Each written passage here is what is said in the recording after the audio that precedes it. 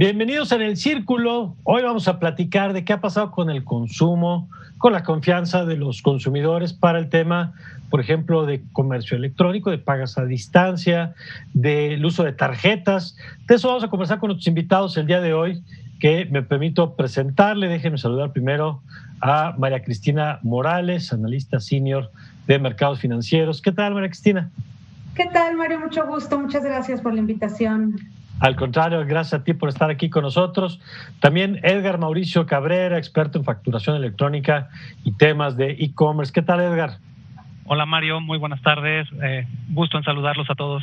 Gracias. Está también con nosotros Ana Berta Gutiérrez, economista e investigadora de México. ¿Cómo vamos? ¿Qué tal, Ana Berta? Hola, Mario, un gusto como siempre estar aquí con ustedes. Gracias, el gusto de tenerte también por acá. Y Mario Di Constanzo, analista financiero, que usted también ya conoce. ¿Qué tal, tocayo?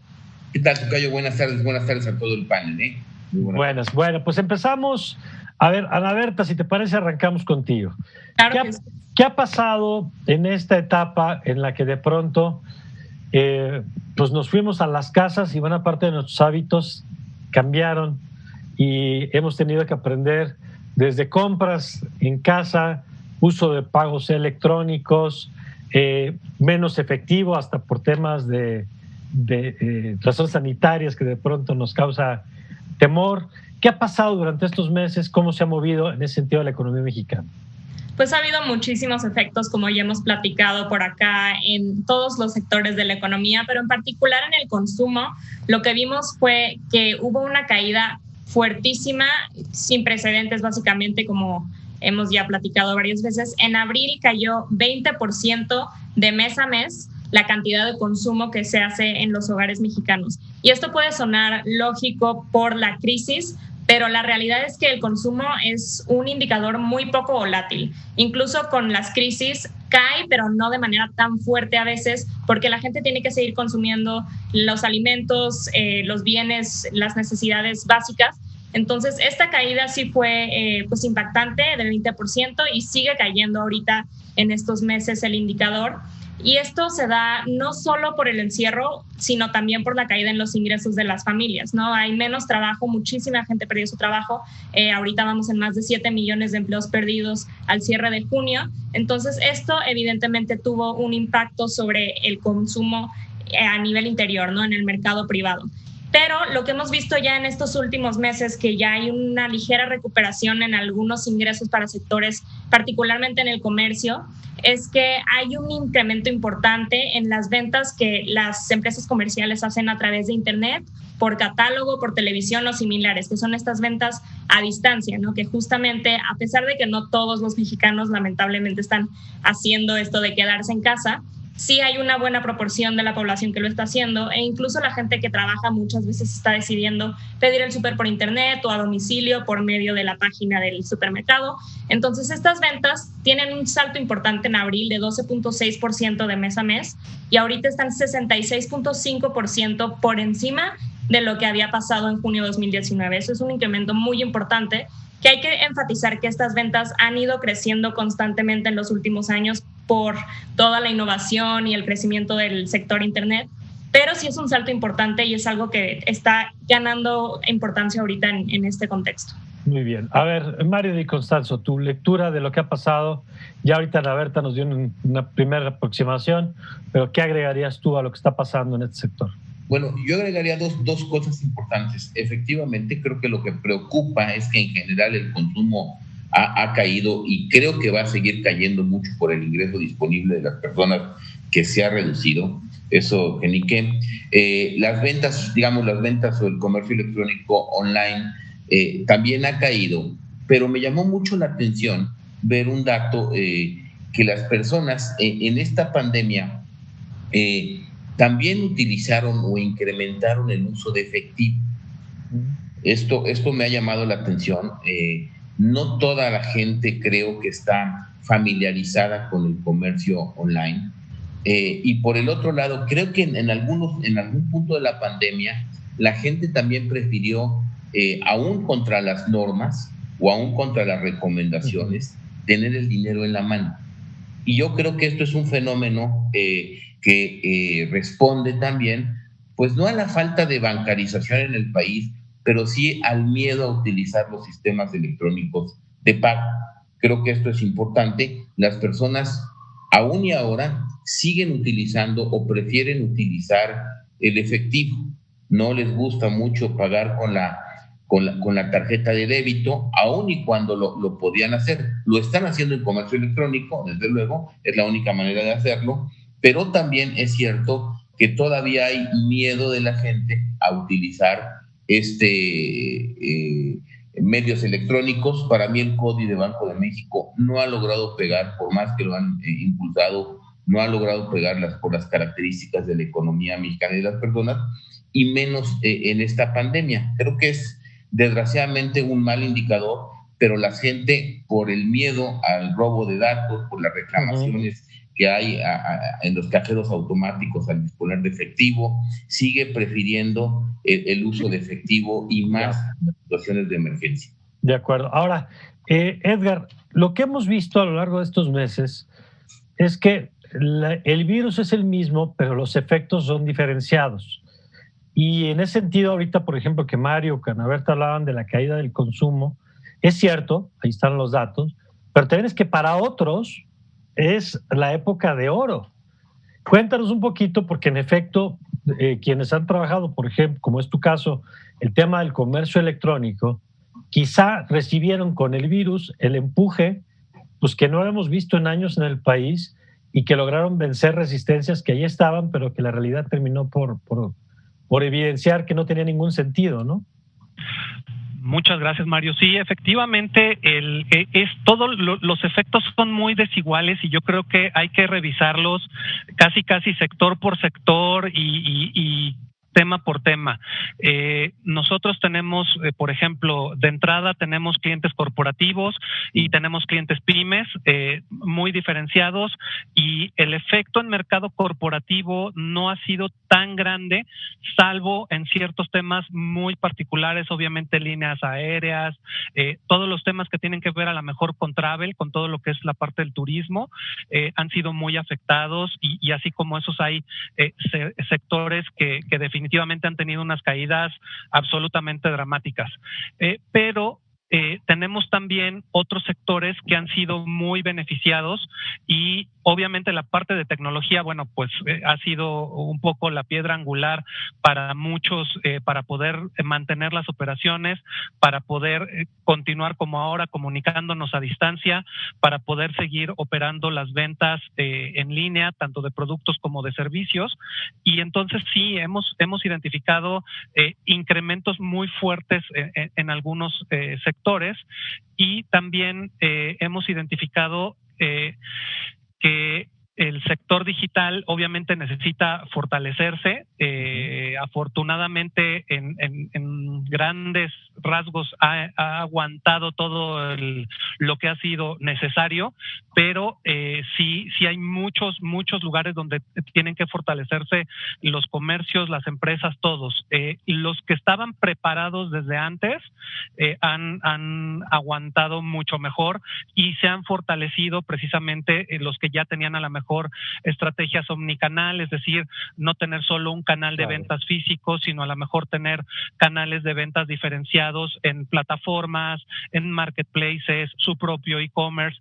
Ellos muchos han tenido ventajas y han podido salir adelante con mucha más facilidad. En cambio, pues los que no estaban preparados, incluso empresas corporativas, porque si uno no estaba preparado, el hecho de tener recursos económicos no quita la curva de entrada para poder empezar a hacer comercio electrónico, para tener los sistemas logísticos, para tener los sistemas de pago preparados. Entonces sí ha sido todo un tema para empresas grandes y para empresas pequeñas. Los que no estaban preparados les ha costado mucho trabajo, tienen que hacer un doble esfuerzo para poder empezar a ponerse al corriente, y los que estaban preparados, pues algunos, no todos, pero algunos han tenido incluso incrementos muy importantes en la demanda y en lo que han podido hacer. De acuerdo, hay reacomodos de mercados enteros, ¿no? Hay nuevos jugadores pues, que se están llevando todas las canicas mientras otros han perdido mucho terreno. Cristina, ¿tú cómo lo ves como analista financiera? ¿Cómo has visto todos estos movimientos en donde en efecto en el tablero hay ganadores, hay perdedores y hay cambios de hábitos y hay otros que se mantienen vigentes, como estos que decía Mario del tema del efectivo, por ejemplo? Sí, mira, yo creo que en el sector comercial se ha evidenciado mucho todo lo que ha sucedido con esta presencia del coronavirus en tantos aspectos de la vida, ¿no? Si bien hemos visto como en todo, todos estamos en el mismo mar, digamos, pero no todos vamos en el mismo tipo de barco, y eso se ha evidenciado mucho en el sector comercial y también por tipo de tienda y por tipo de necesidades de los consumidores. Quien tuvo la oportunidad de quedarse en casa y quien tenía acceso a estos medios electrónicos de pago y todo, empezaron con una necesidad muy importante de abasto, ¿no? Entonces, las empresas de autoservicio, sobre todo las grandes cadenas de autoservicio, que ya llevaban una inversión muy importante en esta ventas omnicanal, que en donde ya ya las ventas por internet ya llevaban mucho avance, ya tenían tiempos de entrega de un día, incluso tú podías llegar a la tienda, meter un código y en cuestión de 30 segundos te entregaban tu paquete. Pues ellas fueron las principales ganadoras, ¿no? Las ventas pasaron más o menos de representar un 2% de las ventas totales de una empresa a representar más del 10% de las ventas totales. ¿Las ventas que por internet? Las ventas totales, las ventas por internet de representar el 2%, okay, se pasaron a más del 10%. Solamente las ventas en línea han tenido crecimientos del 200, 300%. Lo que ellos dicen es lo que esperaban tener de avance en línea hacia 2028, lo están teniendo ahorita. Lo tuvieron en un plazo de 3 meses, lo que era de aquí a 2028, ¿no? Entonces, la gente primero se empieza a abastecer de lo básico, de lo que se llaman compras de pánico, ¿no? Entonces empezabas a ver filas enormes en los súpers de papel de baño, que nunca entendimos bien a bien cuál era el efecto ahí del papel de baño, pero bueno, todo lo que tenía que ver con antibacteriales, sanitizantes, todo. Luego, cuando empiezas a ver que eso se empieza a alargar y que pues te tienes que empezar a adaptar a tu casa, la gente que tenía la posibilidad se empezó a abastecer mucho de crear una oficina dentro de tu casa, crear un gimnasio dentro de tu casa, crear varias cosas de las que tú tienes necesidades que antes te abastecías fuera, en gimnasios, en restaurantes, en tu propia oficina, en lugar de trabajo, lo empezaste a implementar en casa. Entonces, líneas que probablemente no tenían mucha demanda, como impresoras, todo que van teniendo cierta demanda a lo largo del año, en cuestión de un mes tuvieron crecimientos de 250%. Lo vimos, Cristina, perdón que te interrumpa, lo vimos hace unos días con el tema del regreso a clases, cuando reportaban en la Ciudad de México una caída a la mitad de lo que normalmente venden en papelerías y todas las tiendas así, porque claro, ¿quién va a comprar una mochila en estos tiempos, no? ¿Quién va a comprar la lonchera? Pero en cambio a lo mejor la tablet o otro tipo de dispositivo pues adquiere mucha mayor relevancia, ¿no? Sí, claro, y lo vimos en los anuncios, ¿no? Antes la imagen de una tienda departamental de regreso a clases era el niño con la lonchera, con la mochila, los lápices saliendo, todo. Ahorita el regreso a clases era la foto de una laptop, ¿no? Porque era realmente. Entonces, estas mismas empresas se están adaptando y se van adaptando constantemente, y ahorita el regreso a clases lo están extendiendo hasta diciembre, es más o menos el plan, porque no saben en qué momento se pueda regresar al presencial. Entonces, si por ahí de diciembre o en enero dicen se regresa a clases en enero, pues toda la temporada navideña va a tener que ser de regreso a clases, porque es cuando vas a comprar la mochila y los lápices, ¿no? Claro. Entonces, probablemente Santa Claus pues vaya a traer muchas estuches y lápices a los niños, ¿no? Pero bueno, entonces estas empresas realmente tuvieron crecimientos en ventas, te puedo decir, de más de 30% mes de este año contra mes del año anterior. Las tiendas departamentales también, todo lo que fue, como cerraron sus únicos medios de venta, era en línea. Entonces también crecieron muchísimo. Te puedo decir que en las ventas especiales, en donde solo había ventas en línea, en donde había muchas promociones, las empresas de distribución de bienes se saturaron, o sea, no había capacidad suficiente para distribuir la cantidad de demanda de pedidos en línea que estaba viendo. Claro. Y por el contrario, otras líneas de productos como ropa, como sobre todo lo que es moda y lo que realmente es la gente que va mucho con la moda de primavera, verano, ropa, eso sí fue una caída estrepitosa en ventas. Claro, que es la confirmación de lo que apuntabas sobre el impacto desigual entre los que salieron porque responden más a las necesidades del momento. A ver, Ana Berta, ¿qué ha significado esto, por ejemplo, en el campo financiero, en el tema de consumo? Decía Mario hace rato que, por ejemplo, CODI, que pues, es un método que está empujando, pues no termina de despegar, pero el tema del uso de pagos de comercio electrónico, reforzando esto que decía Cristina, la gente de PayPal decía que se adelantó 5 años, por ejemplo, lo que ellos tenían proyectado en el uso de estos instrumentos de capturar tu información ahí para usar y no estar exhibiendo tus datos a todos los que les pagas, ¿no? ¿Cómo lo estás viendo? Aquí creo que algo que mencionaron tanto Cristina como Mario es muy importante recalcar, porque cuando estamos hablando de indicadores en México, la desigualdad siempre se presenta de una u otra manera. Y hay mucha desigualdad también en la oportunidad que las diferentes poblaciones están pudiendo tener para acceder a estos avances en las ventas por internet, por diferentes tipos de pago, por CODI. Esta desigualdad está muy engranada en los estados del país. O sea, tenemos estados como Sonora, donde más de 80% de los hogares tienen acceso a internet, y va a ser evidentemente mucho más fácil para ellos tener acceso a todas estas nuevas oportunidades de compra por internet, de conseguir tu gimnasio en la casa, como decía Cristina. Son esos hogares los que van a poder aprovecharlo, pero en Chiapas, en Oaxaca, en Tlaxcala hay acceso de 20% de los hogares. Es una cosa muy dispar, donde solo ciertos estados y solo ciertos sectores del país van a poder aprovechar estas nuevas oportunidades. Y es lo mismo en el sentido de inclusión financiera. Hay estados como, bueno, la Ciudad de México, donde tenemos casi 10,000 tarjetas de crédito por cada 10,000 adultos, que es una tasa de casi el 1 por 1, ¿no? Pero igualmente en Guerrero, Zacatecas, Oaxaca son menos de 1,000 tarjetas de crédito por cada 10,000 adultos. Entonces, es gente que, uno, tiene que hacerlo todo por efectivo. Dos, probablemente no va a tener acceso por internet, entonces en primer lugar no podría hacer este tipo de compras en línea.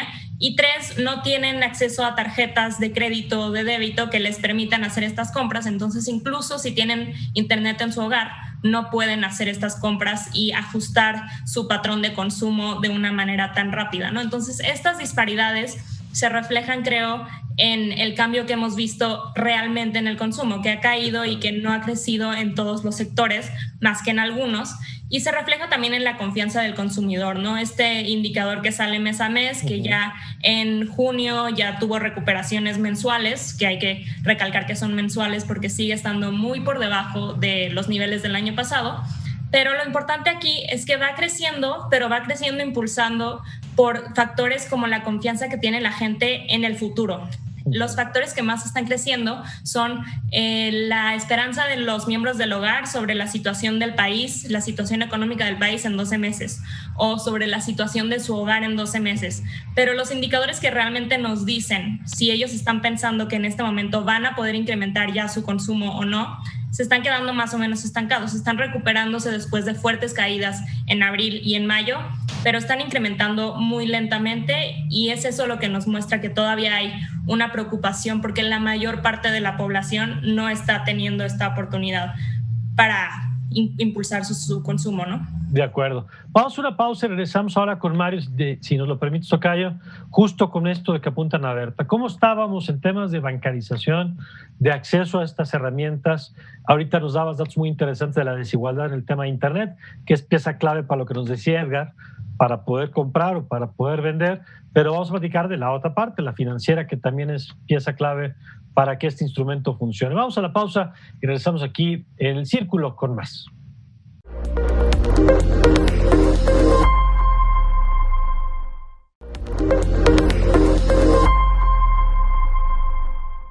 Estamos de regreso y nos quedamos con Mario Di Constanzo y el tema de cuánta gente hoy tiene acceso al sistema financiero, y dentro del sistema financiero, pues a las herramientas que te permiten justamente sacar provecho de este tema del comercio, de la compra, de la venta. A ver, Tocayo, uno de tus campos en los que eres experto, cuéntanos. No, muchas gracias, Tocayo. Miren, yo creo que aquí hay tres elementos fundamentales, ¿no?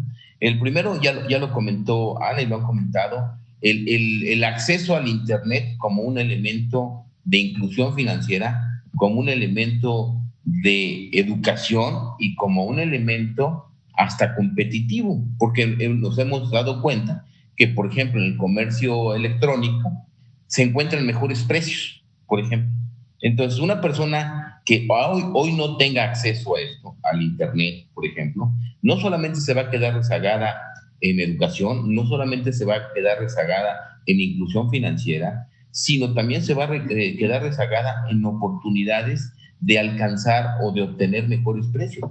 Y desafortunadamente estas personas son de las clases o de los segmentos de la población que requerirían tener una mejor información y acceso a productos menos costosos. Entonces, es regresivo, digamos, es una situación muy regresiva para las personas y es algo que nos ha vuelto a generar una revolución para las políticas públicas, ¿no? Entonces, una enseñanza es esto, la necesidad, la urgente necesidad del Internet como un elemento de competitividad y mejor calidad de vida. Eso es importante. Dos, me parece que efectivamente el e-commerce ha tomado un impulso. No sé exactamente hoy, te puedo decir si hay un efecto sustitución entre el comercio tradicional y el e-commerce, pero puede que se esté generando o que se haya generado eso, y que no estemos preparados jurídicamente, porque así como han incrementado, se ha incrementado el comercio electrónico, se han incrementado, por ejemplo, los delitos cibernéticos que tienen que ver con este comercio electrónico. Nos agarran, por ejemplo, sin una legislación que obligue a las plataformas de comercio electrónico a tener mejores niveles de seguridad para los datos que guardan o mejores niveles de protección para cuando se hace una operación por e-commerce. Ahorita estábamos todos en nuestras casas. Ahorita la posibilidad, yo les aseguro que la posibilidad de extraviar una tarjeta de crédito se redujo por el mismo efecto de la cuarentena. Pero ¿qué va a pasar ahorita? Ya creció el e-commerce, ya tenemos esta alternativa que es real, pero ¿qué va a pasar ahora con la posibilidad de que alguien pierda su tarjeta de crédito, ahora que está saliendo, y que alguien la encuentre y haga una operación de e-commerce? Eso va a aumentar y no tenemos una legislación ad hoc en esta materia. Y otro punto importante que yo considero que hay que tomar en cuenta es precisamente cómo le vamos a hacer para generar a la brevedad, porque esto ya lo tenemos encima, un sistema, pues yo te diría, el equivalente al comercio informal en comercio electrónico. Se los voy a platicar porque ya surgió. A ver. Ya hay clubes, vamos a llamarle así, chats de consumidores por colonias, chats de consumidores por cuadra, que están haciendo comercio. Te incluyen en un chat y ya está quien te vende los pasteles, ya está quien te vende el pollo asado, ya está. Hay una infinidad de comercio. Comercio que en este momento no está regulado por nada.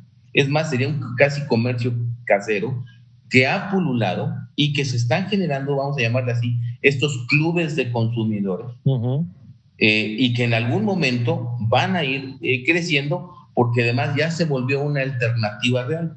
Y ahí es muy sui generis porque no lo pagas con tarjeta, lo pagas en efectivo. Entonces, creo que estas cosas que vivimos en el mundo real, vamos a llamarle así, en el mundo terrenal, del comercio, el comercio informal, se está reproduciendo en mayor o menor medida en el ambiente, si no es e-commerce, porque no lo podemos llamar e-commerce, pero sí eso es por redes sociales. Este comercio que también se desarrolló y creció por redes sociales y que yo me imagino que en este momento casi en cada colonia por lo menos hay un club de consumidores o hay un chat que ya nos metieron y que está, pues se pueden hasta rentar aparatos de gimnasio por este mecanismo. Que es una historia que raya también pues en la necesidad de la gente de encontrar la forma de salir adelante y de adaptarse a las nuevas realidades. Y en efecto, hemos visto las redes sociales desde físicas en la que el señor de la tienda, si se lo pides, pasa por el de los pollos y te trae a tu casa el comercio de la zona. Y no tiene la logística, como decía Edgar, de la empresa. No, es la confianza entre ellos y luego pasa y le paga a él a todos los que estuvieron involucrados ahí en la cadena, sin que necesariamente, como señalas, exista una plataforma formal más que WhatsApp, que al final de cuentas es una red social que te permite articular ahí la conversación. A ver, Edgar, ¿y qué representa esto? ¿Y cómo nos toca o cómo nos toma un poco como país? Porque algo que ha sido recurrente en una serie de programas que hemos hecho aquí en el Círculo es que no empezamos con la hoja en blanco. O sea, no es... la pandemia nos empezó sin desigualdades, todos parejitos. No, la pandemia nos tocó ya con problemas económicos, ya con las desigualdades que hablaban Ana Berta y Mario antes, y también ya con las desigualdades de quien estaba más incorporado y menos incorporado. ¿Dónde nos pescó y qué tendríamos que estar discutiendo? Si quieren, vamos perfilando un poquito hacia allá. Pues un poco desde para aprovechar eso que se está creando y conducirlo, darle forma, darle certeza a los diferentes jugadores.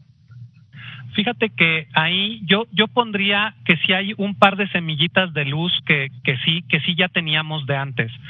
Una es que ya había una norma mexicana de comercio electrónico que se publicó en 2018, una NMX. No es una norma oficial porque una NOM es de observancia obligatoria, pero es una NMX 2018 que sí ya nombra diversos criterios que deben de seguir los sitios web de comercio electrónico para considerarse regulados y para, digamos, no tener problemas de operación. En el nacimiento de esta NMX participaron diversos organismos y diversas empresas particulares. Los principales actores fue la Secretaría de Economía, uno de los principales actores, y el otro actor fue la Procuraduría del Consumidor. Entonces, de alguna manera, aunque no hay un gran avance, sí hay ya ciertos elementos normativos donde podemos ya recargarnos para poder considerar si un sitio de comercio electrónico está siguiendo normas correctas, normas claras, y si efectivamente le está dando al consumidor lo que necesita para poder en diversos términos, tanto en la parte de pagos, en la parte de protección de datos personales, en la parte de cancelar los datos de tarjeta de crédito cuando ya no son necesarios, en la parte de garantías, en la parte de claridad de de cada uno de los temas que debe de contener el sitio web. Si debo poner medidas, colores, especificaciones, tallas, en fin, hay una serie ya de normas bien definidas, establecidas en esa NMX. El otro punto que coincidió y por el cual también tenemos ahora mucho trabajo es que en todos los países se estaba, sobre todo en la OCDE, se estaba trabajando para que se regulara la parte de los impuestos a las plataformas digitales. Esto era un tema que ya tenía un buen rato trabajándose y que curiosamente desde el año pasado se anunció que el 1 de junio de este año iba a arrancar la parte de impuestos en plataformas digitales, y de hecho arrancó. Varias plataformas digitales tuvieron que asumir estos nuevos impuestos y hay nuevas regulaciones. Lo que ocurrió con esto fue algo interesante porque algunas plataformas populares de venta efectivamente ya se hicieron como dos segmentos. La venta que mencionó ahorita Mario Di Constanzo, de redes sociales, que sí, efectivamente es digamos la parte del mercado informal. De lo local, además. Así es. Que esa no hay ninguna regulación, la gente vende en el chat de su edificio, de su colonia, de su delegación y como se pueda, y págame en efectivo cuando nos veamos, como se pueda. Y la otra parte que de hecho expulsó ahora a muchos vendedores, porque había muchos vendedores en plataformas importantes de venta online que no estaban regulados o que no pagaban impuestos o que no tenían ninguna clase de formalidad, y a partir del 1 de junio las plataformas digitales comenzaron a obligar a los vendedores a estar dados de alta, a facturar, a tener todo perfectamente organizado. Entonces, eso ahorita digamos que sin querer está ayudando ahora a sí organizar también un poco más todo lo que está sucediendo. Entonces, creo que esas dos son dos luces que hay ahí, y yo pondría el otro extremo, que era un poco lo que comentaba Ana. De hecho, tenemos, por ejemplo, contacto con algunas personas que se nos están acercando, que nos dicen, es que vendíamos artesanía, es que vendíamos, de hecho hay poblaciones enteras que se dedicaban a hacer una cierta artesanía, y toda esa población vivía de poder tener la venta de eso en museos, en plazas, en plazas públicas, en una serie de lugares, y ahora pues están completamente marginados. Efectivamente, desde antes teníamos el problema de la inclusión financiera, que para el caso de México la bancarización es una de las más bajas, del 37% teníamos estadísticas el año pasado. Eso ya era un problema para el comercio electrónico y para poder extender el comercio electrónico, y pues sumando ahora una serie de problemas que está generando la pandemia, como desempleo y posiblemente también lo que comentaban, aunque se ha ganado mucha confianza del consumidor, porque las últimas encuestas que tenemos de la Asociación Mexicana de Venta Online apuntan a que la confianza ha mejorado, y en este periodo de pandemia ha mejorado porque la gente ha empezado a operar el comercio electrónico y han ganado confianza. También tenemos el lado negativo, que es antes la gente estaba mucho tiempo adentro del firewall y las redes corporativas que están totalmente cuidadas, y ahora tenemos a mucha gente en su casa, fuera de la red corporativa, haciendo operaciones y muchas veces con no mucha cultura informática, como dijimos. Sí, pero a ver, una pregunta, porque yo me quedé mucho con la impresión. La Conducef todavía en el 2018 hizo un estudio. Estudiamos 17 plataformas de comercio electrónico. Prácticamente ninguna de las 17, por ejemplo, tenía un esquema 3D Secure para legitimar al dueño de una tarjeta o quien estaba haciendo una compra.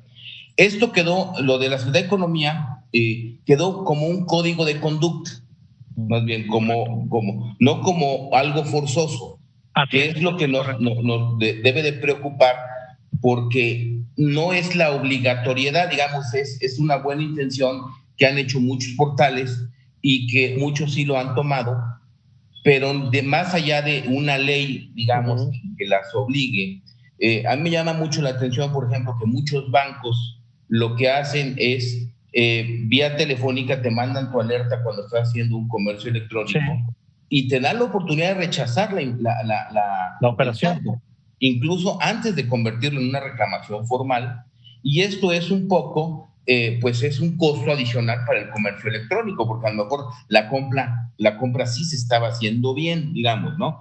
Entonces, es alguien que pues también quiere torcer un poco la ley.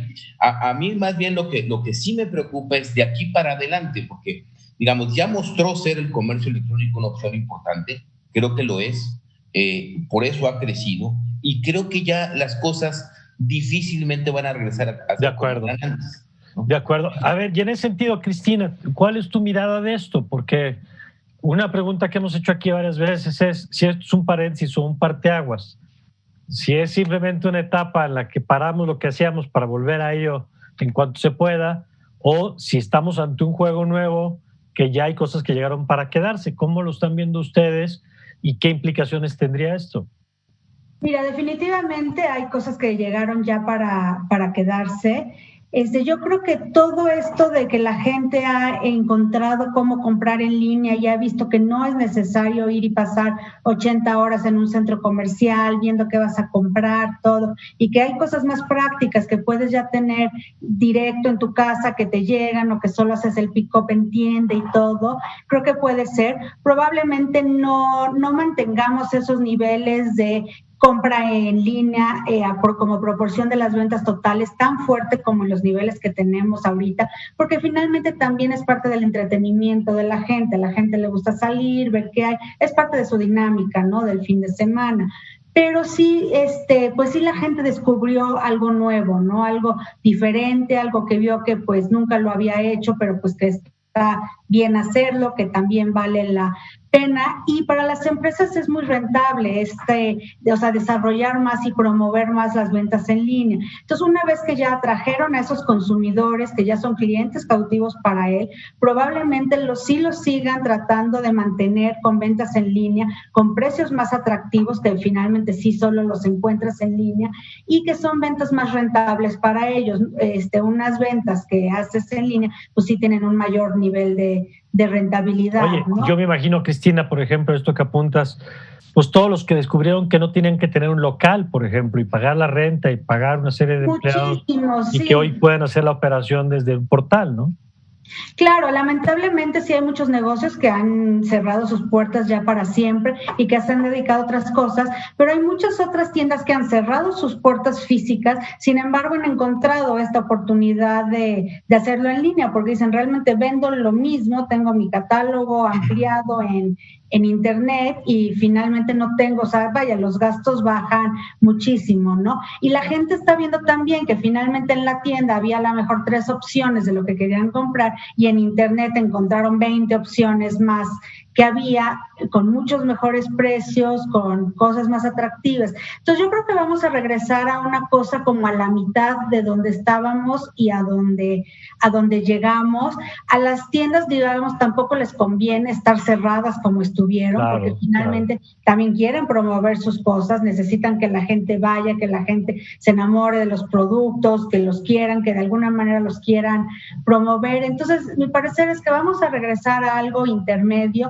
La gente sí puede estar más cautelosa en estos primeros meses, sobre todo porque la confianza del consumidor, como bien decían, uno de los componentes es cómo va a estar la economía y cómo va a estar mi propio poder adquisitivo en los siguientes 12 meses. Entonces, como yo no sé realmente qué va a pasar, como que esto fue un parteaguas para todos de decir, híjole, esos 12 meses sin intereses que yo me había echado, pues era porque yo pensaba que iba a seguir teniendo mi trabajo por los siguientes años. De repente me cae una cosa así, me doy cuenta que pues no es como de por vida, ¿no?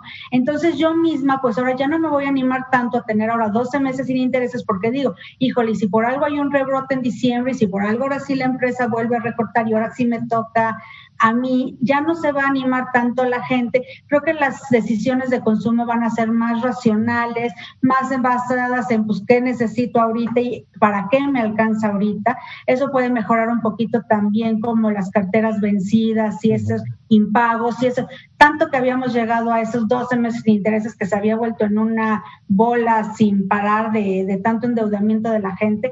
Creo que eso va a bajar por esa limitación que va a tener la gente, pero también para las empresas viene un periodo un poco más fácil porque va a ser un consumidor que posiblemente quede debilitado en su poder adquisitivo, pero esto ya lo han vivido muchas veces. Esta desaceleración económica con la que nos vamos a quedar es un modelo que ya conocen, ya saben cómo atender a un consumidor debilitado y todo. Lo que nunca habían conocido era el efecto de una pandemia con tiendas cerradas, con gente enferma, con no saber qué pasar. Eso sí cayó como balde de agua. Entonces, ahorita las empresas van a empezar a operar bajo una nueva normalidad, pero en un escenario que ya es conocido para ellos y ya con muchas más herramientas para atraer a un consumidor que simplemente está debilitado económicamente. De acuerdo. Que es interesante porque sí es un escenario nuevo, como apuntas, por la combinación de crisis, ¿no? La crisis sanitaria con la crisis económica, con la crisis social que inevitablemente pues, está ahí creciendo, digamos, al paso de los días. Creo que también ahorita también fue una especie de que a todo mundo le abriera más los ojos de ver la desigualdad que hay, ¿no? Entonces eso también creo que socialmente va a desencadenar muchas cosas de ver que pues no todos tienen las mismas oportunidades en tantas cosas, ¿no? De acuerdo, o debería ser. Vamos a hacer una nueva pausa y justamente vamos a regresar con eso. Todo lo que nos han dicho aquí nuestros invitados tiene que ver con cómo ante la emergencia se reaccionó. Ya entendiendo que lo que sigue en términos de país, ¿qué quisiéramos? ¿Qué tendríamos que estar discutiendo, construyendo ante estas nuevas realidades. De eso platicamos regresando de la pausa, ya volvemos aquí en El Círculo.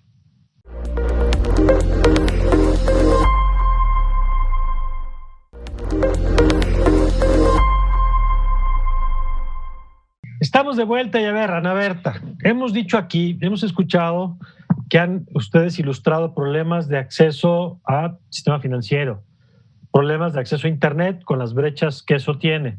Hemos escuchado problemas con el marco regulatorio en algunas cosas que la realidad ha rebasado a las instituciones porque la gente busca la manera de salir adelante. Hemos visto que hay un escenario ya conocido en algunos aspectos, pero con elementos nuevos de incertidumbre, como los que decía Cristina antes de la pausa, de si vuelve el rebrote, si volvemos a tener que meter reversa. Frente a todo esto, ya para no estar pensando en la emergencia nada más, que es poco lo que se nos ha impuesto, ¿qué tendríamos que estar discutiendo hoy como país? Para sacar el mejor provecho de todo esto, para mitigar los efectos negativos y para sacar provecho de los efectos positivos. Algo que dijo Cristina casi al final de su última participación creo que es muy importante, que esta crisis le abrió los ojos a mucha parte de la población sobre la desigualdad que hay en el país, porque estamos todos encerrados viendo las noticias y ves que los efectos sobre cierta parte de la población son mucho más graves que los efectos que tú estás sufriendo, ¿no? Entonces creo que esta es una gran oportunidad, claro, naciendo de las cenizas, ¿no? Como Fénix, pero es una oportunidad tanto para el sector público como para el privado para encaminar los esfuerzos a un incremento en la inclusión financiera para que no siga este problema que ayuda mucho a que la desigualdad persista y la pobreza persista, de falta de acceso a cosas simples como tarjeta de débito, por no hablar de las tarjetas de crédito, en poblaciones de los estados del sur, del sureste.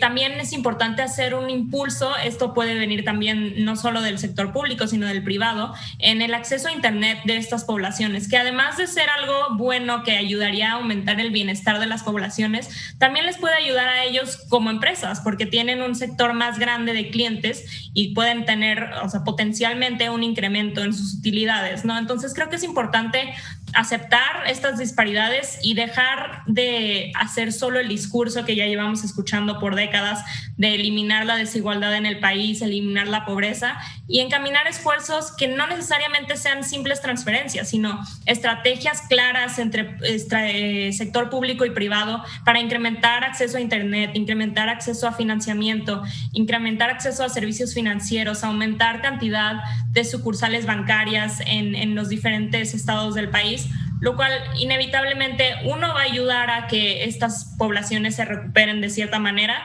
y también va a incrementar su nivel de bienestar social y desarrollo social, que es algo importantísimo que tenemos que impulsar en el país, ¿no? Y ya por el sector de las empresas comerciales, creo que es muy importante que se den cuenta de que esta es una oportunidad. Hay muchas empresas, yo veo aquí florerías, que están cerrando sus sucursales físicas y están dedicándose a hacerlo vía Internet, vía pedidos, y eso puede funcionar también de manera que no perdamos tanta producción nada más porque tienen que adherirse a ciertas medidas que no sabemos cuándo se van a poder levantar porque no ha terminado la pandemia, ¿no? Entonces creo que hay, como siempre en las crisis, muchas áreas de oportunidad que se pueden aprovechar a lo largo del país. Yo firmo, Mario, lo que dice Ana Berta, pero ahí te va la pregunta porque ella te la puso nada más para que yo rematara. ¿Se puede hacer todo esto en un entorno de crisis? Es decir, tú y yo hemos platicado en otras ocasiones sobre el aumento del riesgo de la cartera vencida, porque ya venció la gracia, digamos, estos meses, porque el entorno económico, como decía la propia Ana Berta, tiene un impacto de gente que perdió el ingreso o que perdió parcial o totalmente el ingreso, pero al mismo tiempo es necesario todo lo que dijo, aumento de acceso a Internet, por lo que tú decías, porque tienes un consumidor más empoderado, con más información, para tomar mejores decisiones. ¿Cómo hacer esto en un contexto de crisis? Y si ves que además existen iniciativas para avanzar en ese sentido. A ver, y qué bueno que lo mencionas, Tocayo. Yo creo que tiene que ser... el gobierno tiene que ser una política pública muy agresiva. Es decir, el Internet ya es un elemento, vamos a llamarle así, de competitividad social y de movilidad social. En este momento, el no tener acceso a Internet te deja fuera de muchas cosas que incluso tienen incidencia sobre tu calidad de vida, sobre tu bolsillo directamente. Entonces, tiene que partirse en este momento de una política de Estado, una política fiscal o gubernamental muy agresiva, en donde hay que invertir recursos públicos como si estuvieras invirtiendo tú en educación, en salud, es decir, como una política pública para generar igualdad social. Ese es uno. El otro es el empleo. Mira, hemos hablado aquí del comercio electrónico que va a detonar. Sí, pero ¿cómo va a detonar si hoy tenemos 9 millones de créditos que se pueden ir a morosidad? Si tenemos casi 7 millones de personas que probablemente vayan a terminar en el buró de crédito, que la tarjeta de crédito que se afilió al programa o bien la congelaron y no se puede usar, sí, o bien redujeron a la mitad el crédito disponible de esa tarjeta. O la persona que está dejando de tener una cuenta de nómina porque se quedó sin empleo. Uh-huh. ¿Qué mecanismos va a utilizar para hacer comercio electrónico? Sí, cuando te están cortando por todos lados, claro. Exactamente. Y luego, desde luego que urge reactivar la economía. Por ahí vi la iniciativa de adelantar y de ampliar el Buen Fin. El Buen Fin en una crisis como la que tenemos, ya lo decía Cristina, en compras a meses sin intereses, pues es mortal para una persona y en una economía que está en recesión. Bueno, hoy vemos, tocayo, perdón que te interrumpa, pero a mí me pareció como una estampa de los tiempos, una camioneta de lujo que se anuncia y dice a mensualidades, y si pierdes el empleo, te devolvemos el enganche. O sea, el propio comercial te está diciendo que sabemos que tiene terror ese consumidor de adquirirlo y que la pregunta es si la adquiero y luego me quedo sin trabajo, ¿qué hace? Y el propio anuncio te está recordando pues, la solución, pero te está recordando la vulnerabilidad al mismo tiempo, ¿no?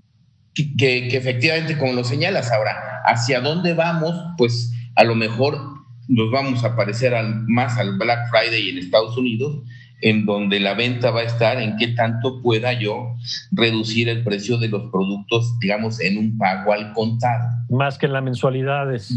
Más que a mensualidades, como había sido tradicionalmente en el Buen Fin en México. Entonces, esto sí está cambiando, pero hay dos variables muy importantes. El empleo, que creo que tiene que reactivarse, tiene que hacerse todo para que este país vuelva a tener empleo y vuelva a generar consumo, ya sea e-commerce, ya sea en tiendas, pero es vital que el consumo se recupere, si no va a ser en un contexto de crisis, pero aún en este contexto de crisis y de recesión al que nos estamos enfrentando, el gobierno tiene que lanzar una política pública o varias políticas públicas encaminadas a fortalecer los accesos al Internet, fortalecer el acceso a esta bancarización y fortalecer el empleo. Yo asemejaría rápidamente lo que se tiene que hacer en inclusión financiera, lo que se tiene que hacer en materia de Internet. Tenemos que tener acceso, así como lo tenemos en el financiero, tenemos que tener protección por medio de adecuaciones de los sistemas legales y uso, la posibilidad de poder hacer este comercio por Internet, que hoy por hoy nos los dan dos instrumentos, la tarjeta de crédito y la tarjeta de débito. Entonces tenemos que cuidar que eso se conserve y que eso siga creciendo, porque el comercio electrónico ha probado ser una muy buena opción. De acuerdo. Tenemos que cuidarlo, desarrollarlo y yo les diría cultivarlo. Para esto necesitamos generar las condiciones a su alrededor que lo permitan. A ver, y en el mismo sentido, Edgar, es cierto, yo primero, si no tengo la tarjeta o un modo de pago así, y si no tengo el Internet, pues no podemos hablar de comercio electrónico. Pero tampoco es suficiente eso.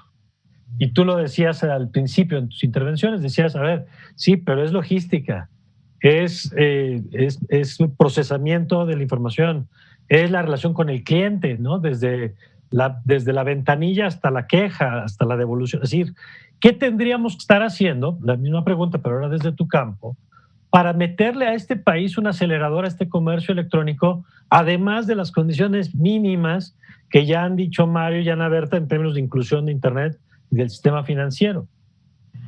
Yo creo que tenemos que partir, obviamente, desde donde estamos. Entonces, ahorita hay herramientas de pago que permiten, por ejemplo, que el comercio electrónico acepte pagos en efectivo en tiendas de conveniencia, por ejemplo, lo cual está bastante extendido. Hay otras plataformas que permiten, como Codi, que efectivamente no ha sido tan grande su impacto, pero hay otras herramientas de empresas particulares que sí permiten también utilizar ese tipo de mecanismos o hacer prepagos en efectivo de algunas formas para poder utilizar el comercio electrónico. Entonces, esa por lo pronto tendría que ser una manera. Más empresas están incluyendo ese tipo de formas de pago en sus herramientas de comercio electrónico. Es un poco tropicalizar, ¿no? Es decir, entendido de que muchas de estas herramientas se desarrollan en sociedades donde el pago electrónico está absolutamente normalizado y que tienes que adaptar a la realidad mexicana.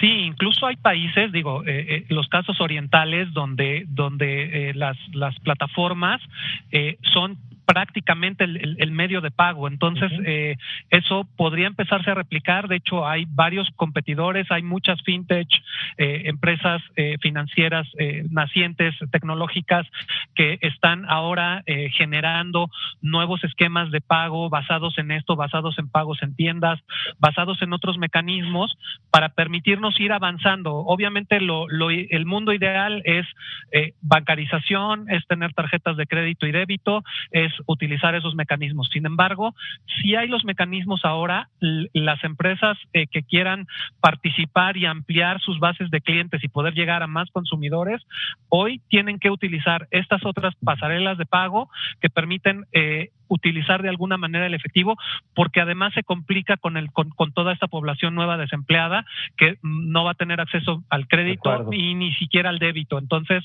se tiene que partir de ahí, tropicalizar, empezar desde donde estamos, ampliar más opciones tecnológicas, quizás fortalecer al CODI, pero en una manera que no dependa al 100% de la banca, lo cual es complicadísimo, pero quizás pudiera haber alternativas para empezar a mover eso de alguna manera, o con las fintech o de alguna otra forma, porque sí necesitamos tener otros mecanismos financieros y formas de pago para poder abordar este problema y para permitir que haya más gente participando e incluirla en las operaciones.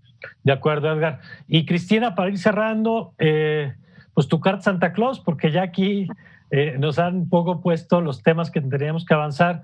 ¿Tú qué le agregarías a esta necesidad de construir, que además todas pasan por ir más allá del esfuerzo individual para construir desde política pública? Claro, mira, yo creo que algo que ha beneficiado mucho a la población y que se me hace una herramienta ahorita importante es el acceso un poco más masivo que se ha tenido a la telefonía móvil. Creo que los móviles, los celulares pueden ser una herramienta de ese acceso al internet, de ese un poquito bancarización, al poder tener como las aplicaciones en sus teléfonos móviles. E incluso hay algunas empresas, por ejemplo, de autoservicios, que han buscado que tengas dinero de ellos, por decirlo, dentro de tu telefonía móvil y que llegues a la tienda y hagas pagos con eso, con ese dinero, vaya. Porque para ellos también es algo muy costoso manejar dinero en efectivo, ¿no? Entonces, sería una especie de ganar-ganar el hecho de que ellos logren disminuir uso de efectivo. La gente, un acercamiento a esa bancarización podría ser el manejo de estos medios electrónicos, un poco ya más en lo que es en sus teléfonos propiamente, que pues eso sí tiene una penetración muy alta en la población. Creo que eso podría ser como un acceso importante a eso. Y pues sí, básicamente eso, ver acceso a la educación, empezar a hacer como más conciencia del sistema financiero, de la necesidad de tener como medios de pago eficientes y hacer conciencia, ¿no?, a estas herramientas.